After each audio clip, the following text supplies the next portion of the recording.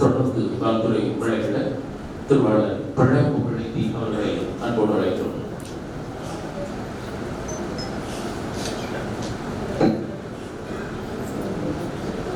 அரங்கிலும் அவையிலும் இருக்கின்ற அறிவாளர்கள் அனைவருக்கும் எனது அன்பு வணக்கம். ஒரு மகிழ்ச்சியான மேடையில் திரு இறையன்பு அவர்களோடு இந்த மேடையை நான் பகிர்ந்து கொள்வதில் பெரும் மகிழ்ச்சி அடைகிறேன். என் சிறுபிராயத்தில் பார்த்த அவரை மிக நீண்ட இடைவெளிக்கு பிறகு இன்றைக்கு பார்க்கிறேன்.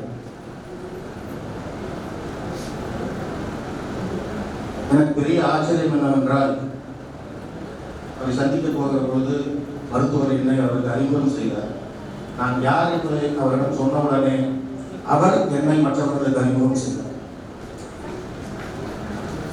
நான் 3ஆம் வகுப்பு 4ஆம் வகுப்பு படிக்கிற பொழுது வீரசிவாஜி என்று ஒரு நாடகம் நடித்தேன். ஒரு நீண்ட வசனம், அதை நினைவில் வைத்திருந்து இப்போது மற்றவர்களிடம் அவர் சொல்கிறார், அந்த வசனம் நீங்கள் பேசுகிறீர்கள். அப்படி அவர் நினைவில் தங்கி இருக்கிற ஒருவனாக நான் இருக்கிறேன் என்பதில் எனக்கு பெரிய மகிழ்ச்சி.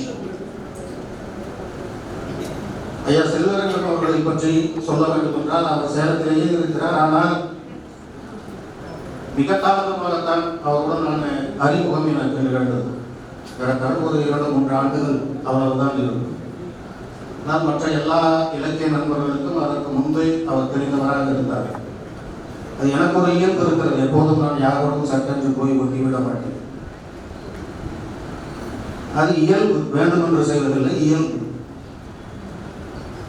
எனவே அந்த இயல்பின் காரணமாக அவரோடும் கூட கொஞ்சம் பழகுவதற்கு இத்தனை ஆண்டுகள் ஆகி இருக்கிறது என்று நான் நினைக்கிறேன்.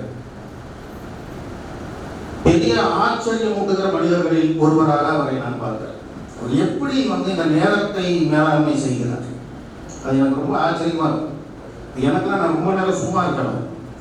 காலையில் பள்ளிக்கூடத்துக்கு போனால் சாயங்காலம் வந்துட்டேன்னா பள்ளிக்கூடத்துலேயே நிறைய நேரம் கிடைக்கும். அது இல்லாமல் வீட்டுக்கு வந்துட்டா அதற்கு பிறகு இருக்கிற நேரமெல்லாம் எனக்கானது. அப்படி இருக்கிற நானே எவ்வளவு வேலைகளை செய்வதில்லை.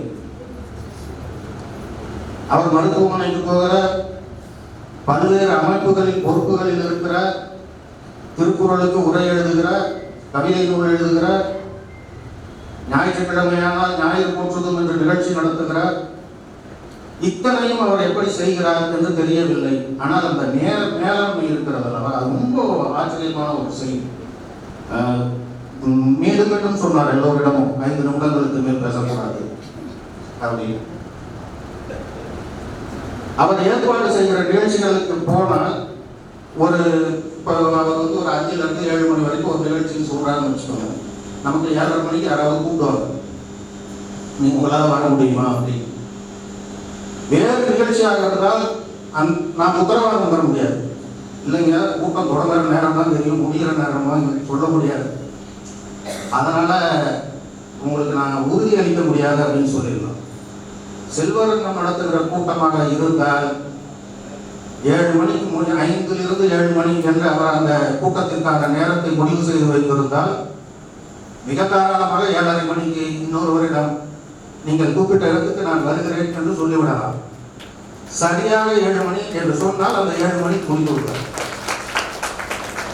இப்போதும் கூட இந்த அழைப்புதலில் 6லிருந்து 8 மணி, பெரும்பாலும் கூட்டம் நடத்துறவங்க தொடங்குற நேரத்தை தான் போடுவாங்க, முடிக்கிற நேரத்தை போட மாட்டாங்க.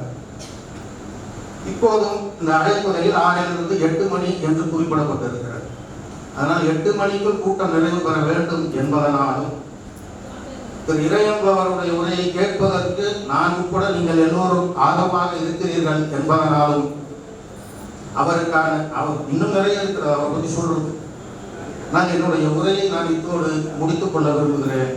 ரொம்ப ஒன்னே ஒன்று மட்டும் சொல்லிடுறேன். சிரிப்பால் என்னை ஈர்த்தவர்கள் என்று ஒரு 6-7 பேர் இருக்கிறார்கள் மொத்தமாக, அவ்வளவுதான். அது ரொம்ப முக்கியமா சொல்லணும்னா, ஏஆர் ரஹ்மானுடைய சிரிப்பு ரொம்ப பிடிக்கும். அந்த உதடு பிரியாம சிரிப்பாரு, ஆனால் அந்த சிரிப்பு மூஞ்சி முழுக்க இருக்கும், பல்லு தெரியாது. அந்த சிரிப்பு எனக்கு ரொம்ப பிடிக்கும். ஆனால் இந்த ஒரு சிரிப்பு என்பது முகம் முழுக்க சிரிக்க வேண்டும். நான் பல பேர் உதட்டில் சிரிக்கிறார்கள், செல்வரங்கம் அவர்கள் சிரித்தால் அந்த முகம் முழுக்கவே சிரிக்கிறது. அது எப்படி கண்ணு சிரிக்கிறது, மூக்கு சிரிக்கிறது, ரத்தம் சிரிக்குது, எல்லாமே சிரிக்குது. அது எப்படின்னு தெரியல. ஏன்னா எனக்கு வராத ஒரு விஷயம் இன்னொருவருக்கு வருகிறது என்றால் அது கொஞ்சம் பொறாமையாக இருக்கு. எனக்கு ஃபோட்டோவுக்கு வந்து யாராவது வந்து சிரிங்க அப்படின்னு சிரிக்கிறதா அப்படின்னு எப்படி முடியும் எனக்கு தோணுகிறது. கஷ்டப்பட்டு சிரிச்சாலும் ஃபோட்டோவில் பார்க்கும்போது ஏதோ ஸ்மெயிலிங் எடுத்து ஒட்டி வச்ச மாதிரி இருக்கு. அப்படி இருக்கிற பொழுது முகமுழுக்க சிரிக்கிற ஒரு மனிதரை பார்ப்பது அந்த மகிழ்ச்சி நமக்கு தொற்றிக்கொள்கிறது. அப்படியான ஒருவரோடு மிக தாமதமான ஒரு நட்பு எனக்கு கிடைத்தாலும் கூட அந்த நட்பு கிடைத்ததில் நான் பெரும் மகிழ்ச்சி அடைகிறேன். அவர் இன்னும் இன்னும் எழுத வேண்டும்.